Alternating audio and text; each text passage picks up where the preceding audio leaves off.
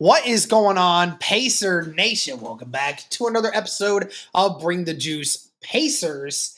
And guys, the Indiana Pacers are in the NBA Finals. Definitely a great time to be a Indiana Pacer fan, to be a Indiana sports fan in general as of right now. But they are definitely up against some really good competition.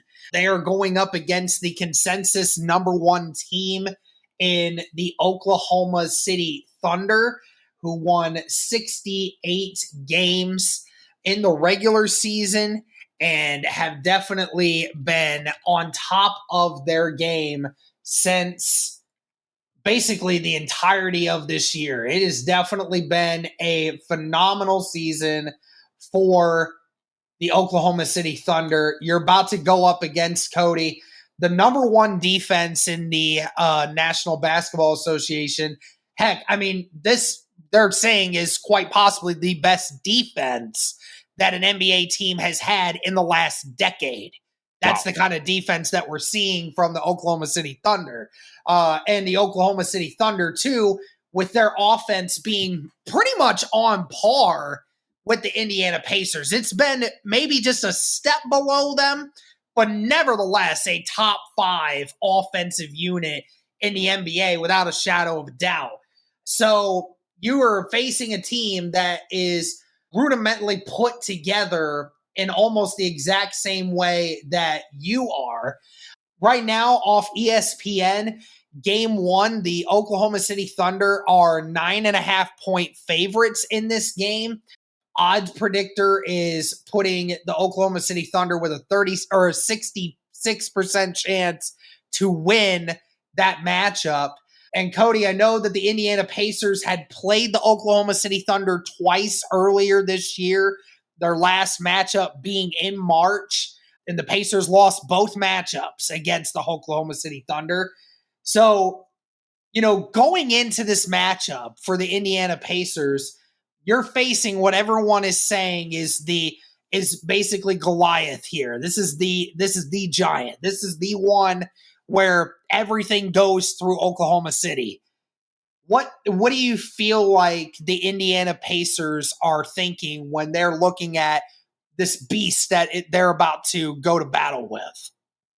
Yeah, I mean, I'm hoping that, they take it seriously, first off, because we've seen the Pacers at times, even in this last series, not take certain games seriously. Like we saw them blow that huge lead to the Knicks. We saw them in, game number 5 just look completely out of sorts. So I'm hopeful that because everybody's expecting Oklahoma City to just run away with this, that does something to the Pacers. That does something to their mindset where they're like, we cannot afford to have a game 5. We just can't afford to do that, right?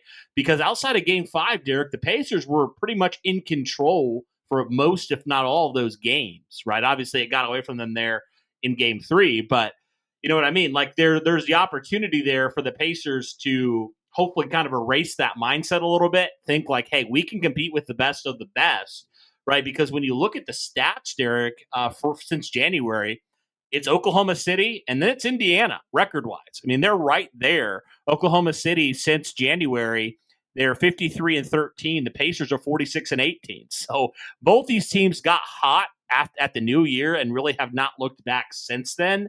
But the Pacers are going to have to be on it, man. They're going to have to be shooting like they did in game 6. They're going to have to be shooting like they've done in like game 2, for example. They can't afford to be having these off nights because you can afford to have that, frankly, against the Bucks, against even the, to some degree, the Knicks. You can't do that against the Thunder because they make their shots. It's not just run through. Yeah, it's run through Shai Gilgeous-Alexander, but they got a full team too. Like you said earlier, like they and the Pacers, they play very similarly. Like it's not just a one-man show all the time. Now, again, Alexander's obviously the MVP for a reason, but they play team basketball. They play defense, and they can shoot the lights out. So Pacers cannot afford to, be lax in any way. They just can't. And I will say this, Derek, the Pacers defense, when they want to be, they can be just as good as the Thunder. I really believe they can if they want to be, if they lock in. Now, again, they're a lot more inconsistent than the Thunder are on a night-to-night basis, but they have the pieces to do it, man. And they have the guys to lock up some of these superstars. I mean, heck, we saw what Andrew Nembhard did against Jalen Brunson a couple days ago. Like, we saw that. Even with Naismith, too. I mean, yeah. You're not wrong there. I mean, it's I feel like the Pacers defense 100% can give the Thunder a little bit more trouble than I think some people are willing to give credit to, because you just don't look at the Indiana Pacers and you think defense. And we'll talk about that here in a minute. Before we go into like more of the individual stuff and like breaking down how this is going to go. I mean, what do you feel like, Cody, when you hear the argument, this is not the NBA Finals that people want or care about? Because obviously you have two small markets. You have possibly two of some of the smallest markets in the NBA. Oklahoma City being number one.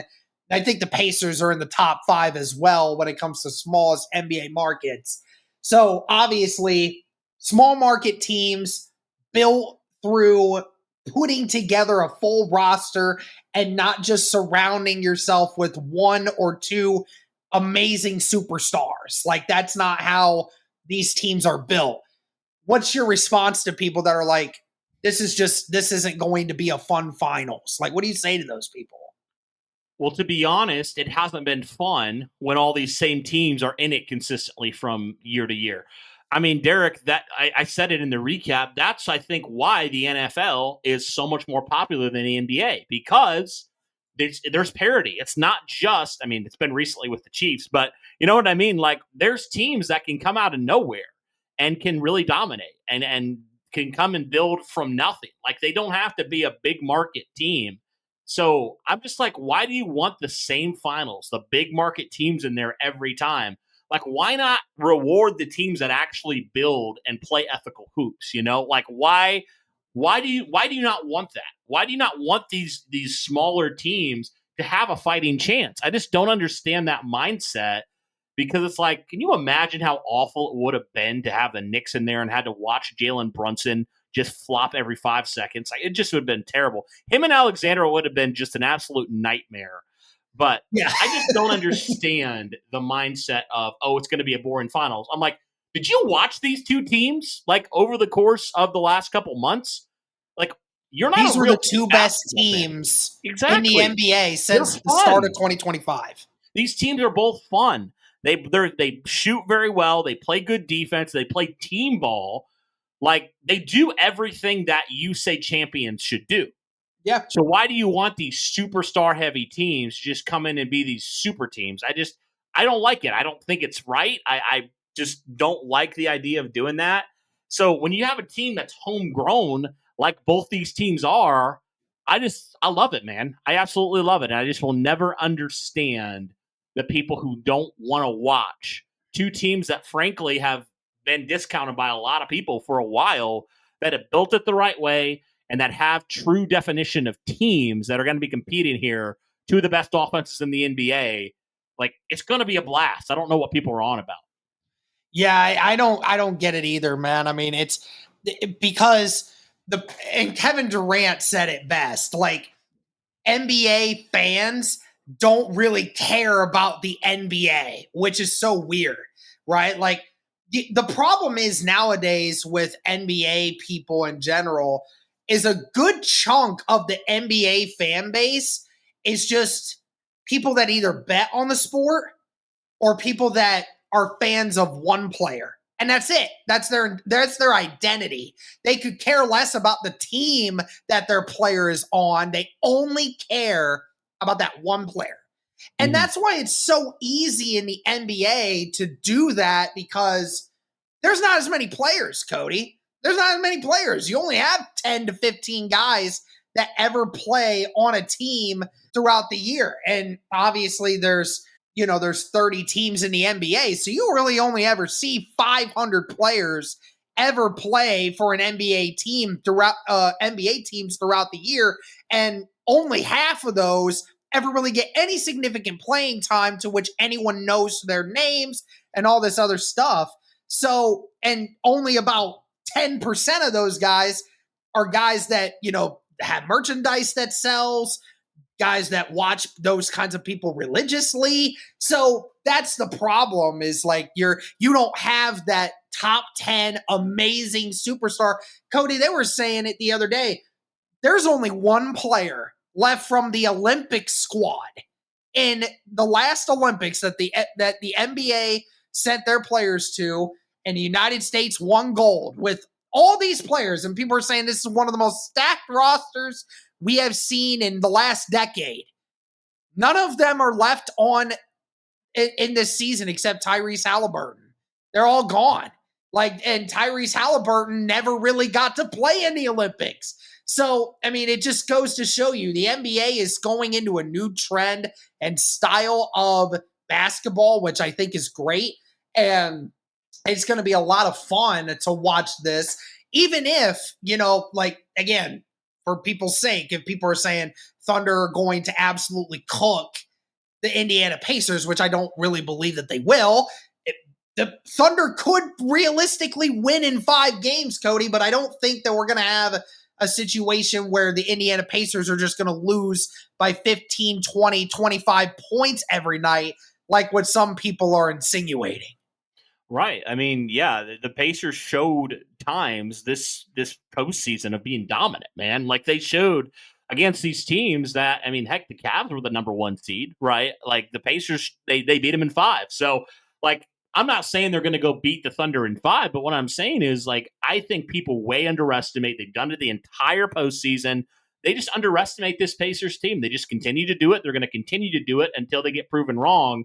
And it's going to be a fun series, man. I don't know who's going to come out victorious. I mean, Oklahoma City is a beast. That whole team, they're just a unit, man. So it's going to be hard to do it, but I think they have the players and the personnel and the mindset to get it done. Now, again, they got to go out there and do it, obviously, but I think all the signs are there, man, for it to be at least a very fun series. Yeah, 100%. And so we can kind of get back into the frame here of the Indiana Pacers.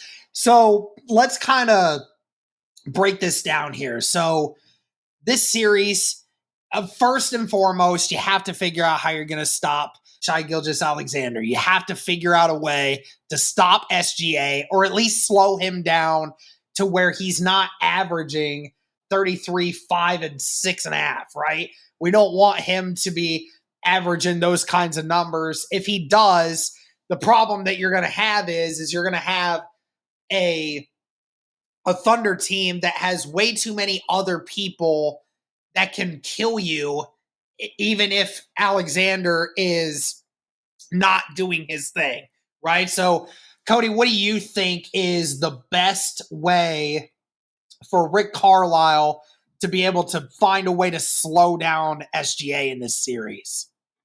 Well, I think you got to do kind of what you did against Jalen Brunson. You got to put your best guy defensively on him, right? You got to put Andrew Nembhard, Aaron Nesmith, whoever it is, consistently on him. And I mean, heck, we saw what Nembhard did to Brunson, man, in Game 6. I mean, he was getting him frustrated. And Jalen Brunson, in a similar way to SGA, he does drive in and look for fouls a lot of times. So, Andrew Nembhard's one of the best defenders in the NBA at being able to help with that, right? Being able to not allow that to happen and play some tight defense on him. So I think you got to get one of your best defensive players on him at all times, right? Now, the thing that I'm concerned about is who else? If Nembhard's not out there, who are you putting on him? Is it Ben Shepherd? Who is it? Because you did that a little bit and you had some mixed results against Jalen Brunson. Yeah, you're right. I mean, with Naismith now I feel like Nembhard did a little bit better job against Brunson in particular circumstances.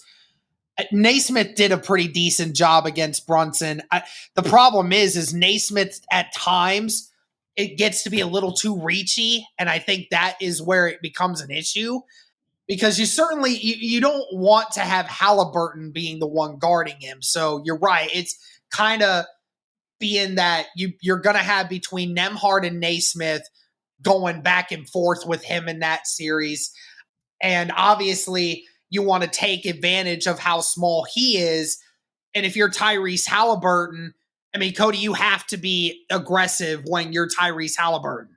You're so much bigger than he is that you can utilize that size against him and be able to find mismatches against him as well. And obviously, that's a great point you brought up about when neither Naismith or Nembhard are out there to guard him, who's going to be that one?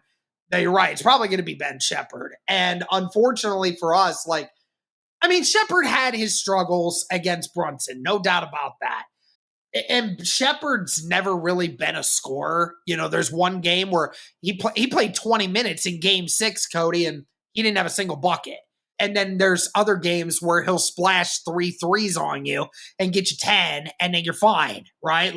It depends on the outlook that you're looking at for Ben Shepherd. But you have guys that can defensively stay on him. And the good thing is you don't have just one guy. You have 3 guys that realistically can put pressure on SGA. Now, obviously, SGA is going to do his thing.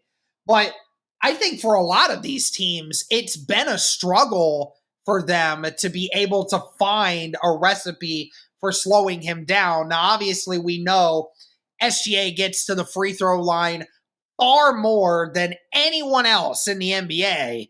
And the problem you have with some of these other teams is you get one guy, your best defender, on him, and they get into foul trouble, and then you don't have an answer for him the rest of the way. But the Indiana Pacers have 3 guys that they can keep rotating on him to be up in his face, full court pressure defense all the time, which will definitely be a great thing.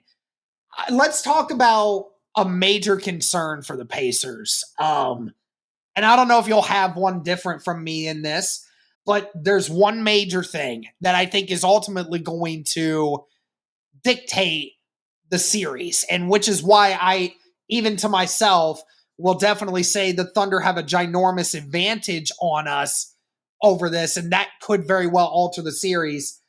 It's rebounding. And, Cody, rebounding has not been good for the Indiana Pacers. This last series against the Knicks, it proved that. Now, the Pacers have almost always been out-rebounded, Cody. Miles Turner, as great as we love Miles Turner, he is not a great rebounding center. He is not. And the remainder of your guys, they don't go and get rebounds very well. Now, obviously, when they want to, they're aggressive, they do it. But at certain times, they just don't. But for the Thunder, it comes across as easy to the Thunder. You obviously have Chet, who's 7 feet tall. Hartenstein, who averages 11 rebounds a game, Cody. And they just rebound the ball so much better than the Indiana Pacers do. And it very much concerns me going into this, because I don't know if that's going to be the determining factor, those potential second chance points for the Thunder that can really screw up the Pacers. Yeah, that is going to be the biggest thing for me. Can Indiana at least keep it close? That's my big question, because, how many times did the Knicks get these second chance points? And it's like, man, if you could just get the rebound, this series wouldn't be close. But the fact is they didn't. And that's a big concern, because, the Thunder, they're going to make you pay if you give them multiple chances behind, from the 3. They're going to make you pay. They're going to make you pay better than the Knicks did, for sure. Yeah. So, and that's definitely concerning to me, for sure.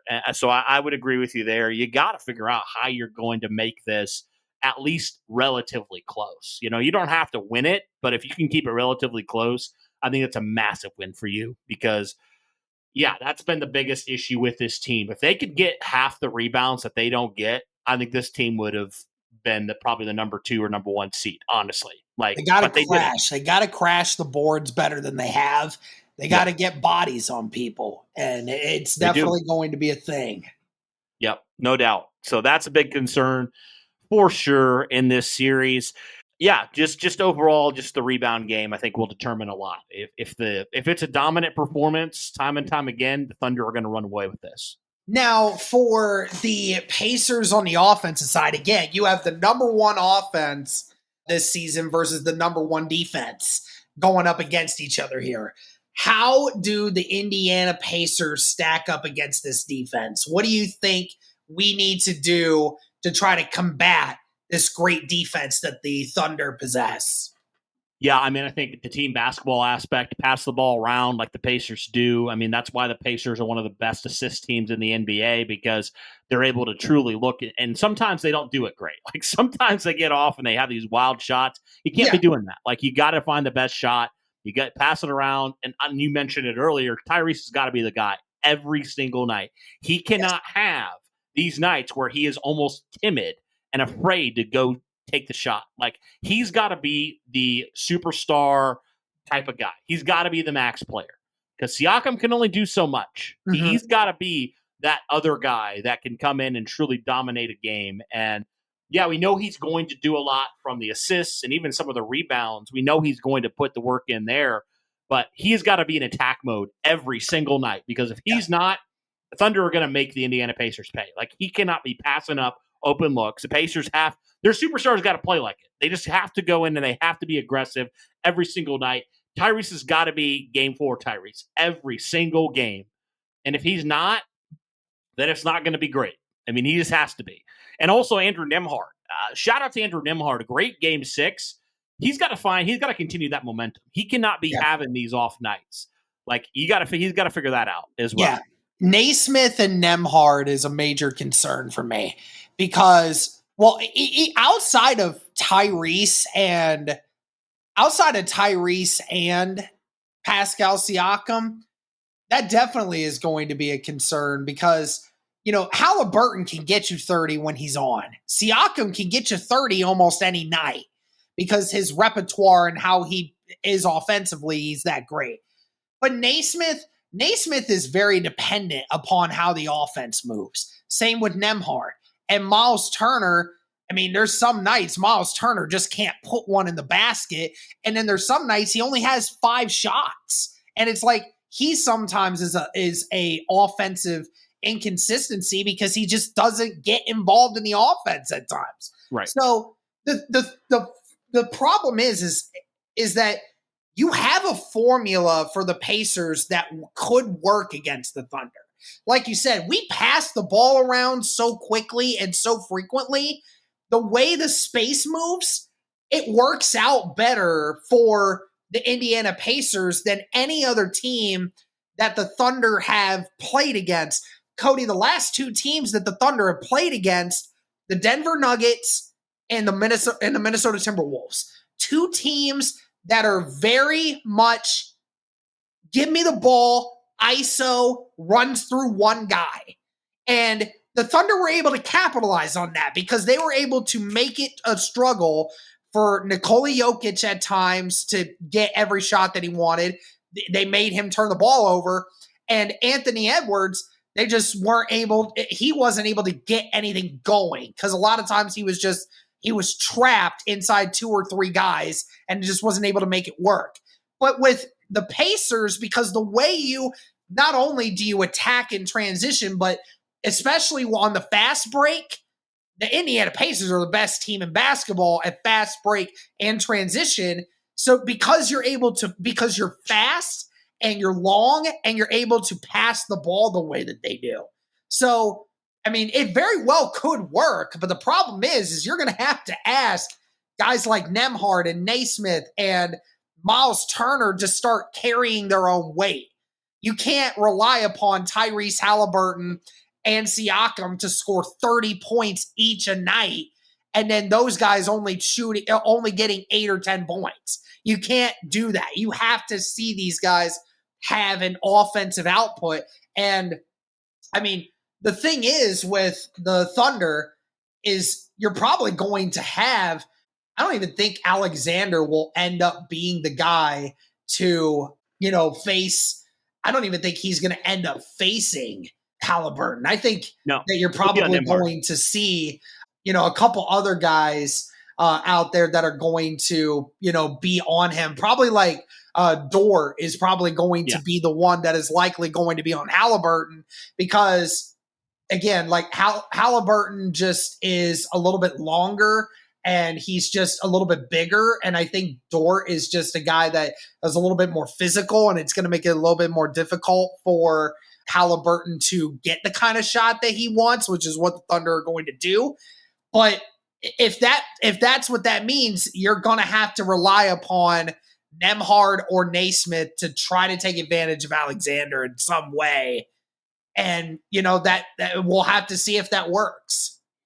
Yeah, they both had times in that series where they looked really good. You just need them to be a little bit more consistent, especially Nembhard, because he really struggled at times in that series. You just need him to be more of a consistent, shooter. And if he can do that, same with Miles Turner, if he can get, be a little bit more consistent, I think that will go a long way in this series.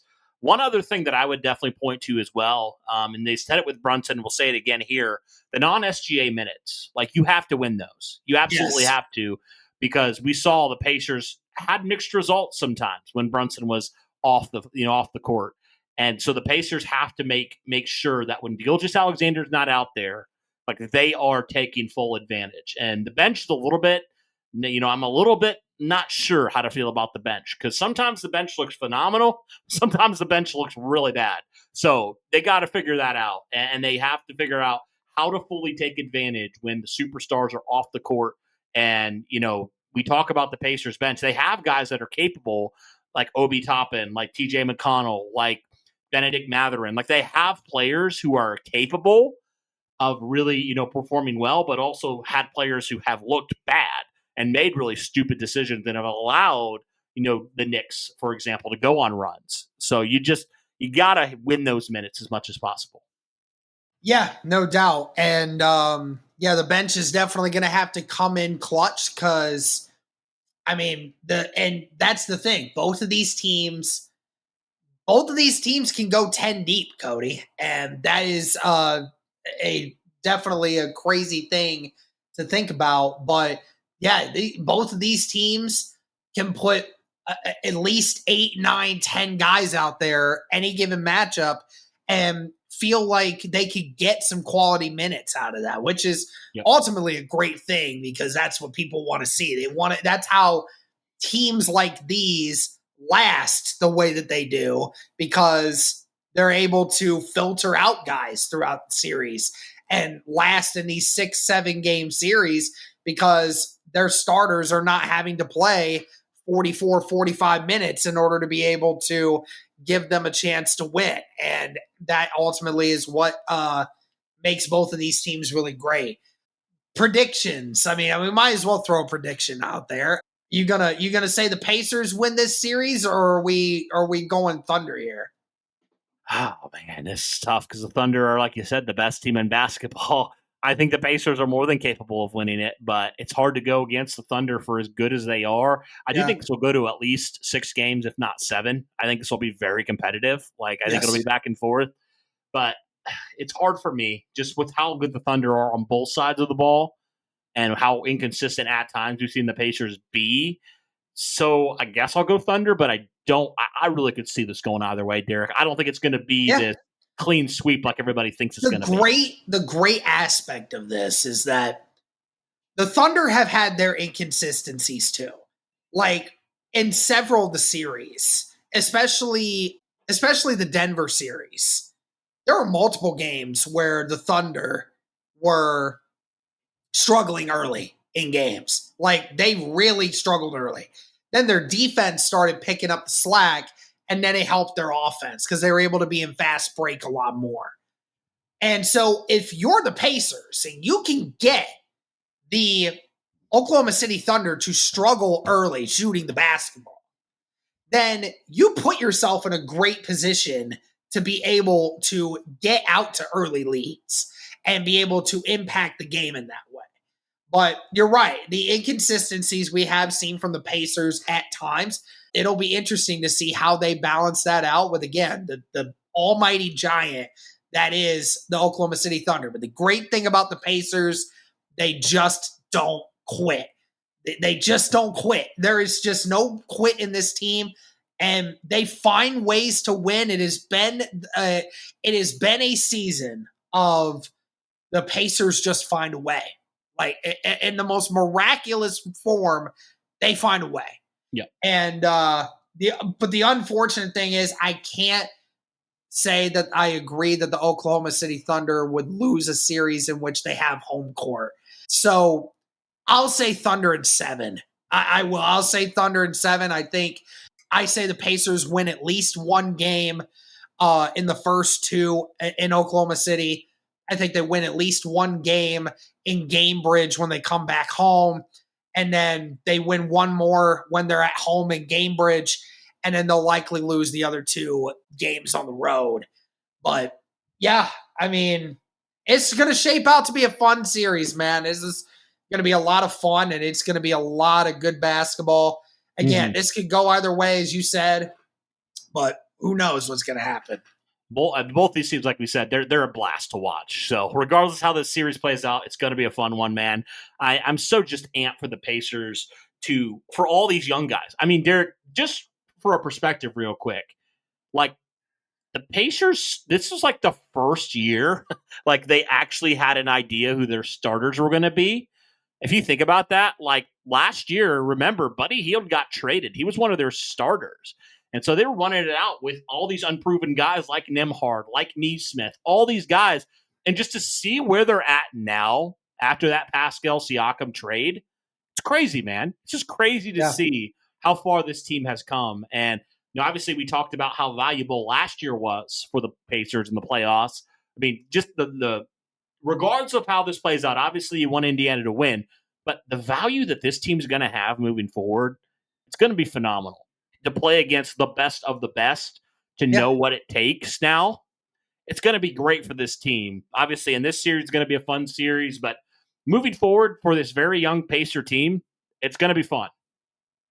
Yeah, no doubt. And again, just for people that say this is not the finals they hadn't imagined, again, this is two really good teams. Again, the number one offense in the NBA in the Pacers versus the number one defense in the Oklahoma City Thunder. And then you have a top 10 defensive unit with the Indiana Pacers. Then you have a top 5 offense as well with Oklahoma City Thunder. So these two teams are both really good at what they do. Both teams that, play very, very closely, identically to each other. So we're going to find out who's the better coach, who's the better coach team, who's the more prepared team, and who is willing to put themselves on the line in this series. But guys, that'll do it for this one. Let us know your thoughts on the Pacers versus Thunder series. Thank you so much for tuning in. And as always, go Pacers.